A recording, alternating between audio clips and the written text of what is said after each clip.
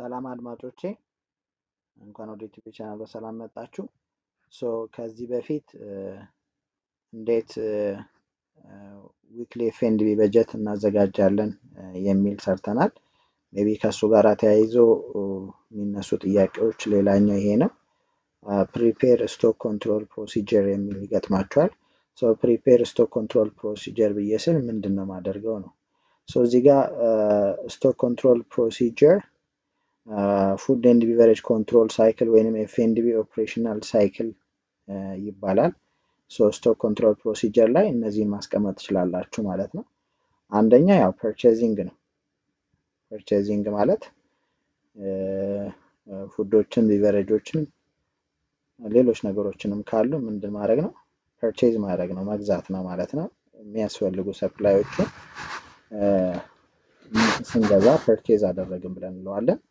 አንደኛ ፐርቼዚንግ እናስቀምጣለን ማለት ነው። ሁለተኛ ሪሲቪንግ ነው።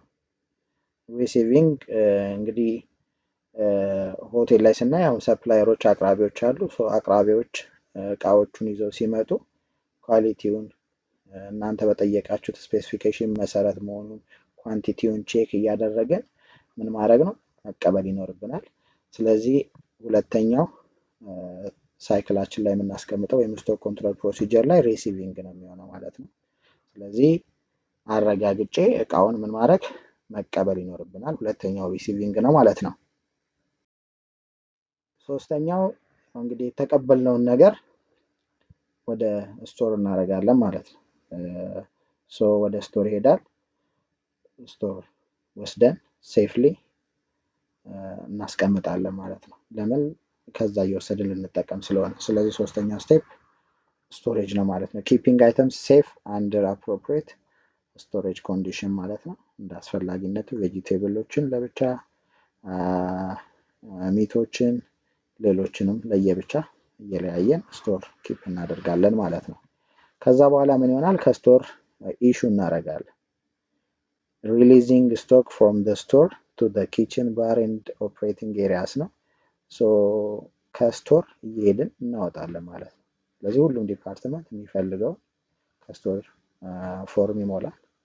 የሪኩዌስት ፎርም ከስቶክ ምን ያደርጋል ማለት ነው? ከስቶር እያወጣን እንወስዳለን ማለት። ስለዚህ አራተኛው ስቴፕ ኢሹዊንግ ነው ማለት ነው።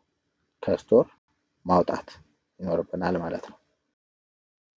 ከስቶር ካወጣን በኋላ እንግዲህ የሚሰራበት ቦታ ላይ ያው ፕሮዲውስ ማድረግ ነው። ዩዚንግ ኢሹድ ኢንግሪዲየንትስ ቱ ፕሪፔር ፉድ ኤንድ ቢቨሬጅ ማለት ነው። ስለዚህ ወስደን እንሰራለን።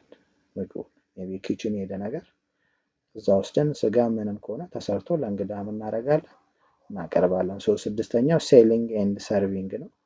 ስለዚህ ፕሮዳክታችንን መሸጥ ይኖርብናል ማለት ነው።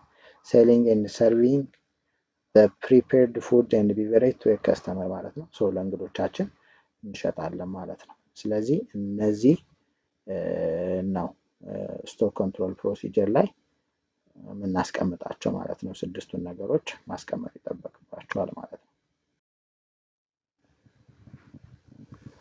እዚህ ጋር እንደምናየው ነው ፐርቼዚንግ፣ ሪሲቪንግ፣ ስቶሪንግ፣ ኢሹዊንግ፣ ፕሪፔሪንግ ኤንድ ሴል እናደርጋቸዋለን ማለት ነው።